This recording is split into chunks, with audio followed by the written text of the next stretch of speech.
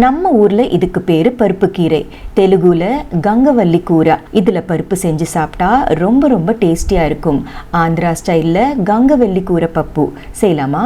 தூரம் பருப்போட பாசி பருப்பும் சேர்த்து வாஷ் பண்ணி ஒரு அரை மணி நேரம் சோக் பண்ண பிறகு ஒரு ப்ரெஷர் பேனில் சேர்த்து சாப் பண்ண கீரையோட பச்சை மிளகா, பச்சை மாங்காய், சீரகம், மஞ்சள் தூள், தேவையான அளவு தண்ணி விட்டு ஒரு 4 விசில் விட்டுக்கலாம். புளிக்கு பதிலாக மாங்காய் சேர்த்து செய்யும் போது ரொம்ப டேஸ்டியா இருக்கும். பருப்பு நல்லா கடைஞ்சு தேவையான அளவு உப்பு, சிகப்பு மிளகாத்தூள், வெல்லமை சேர்த்து மிக்ஸ் பண்ணிக்கலாம்.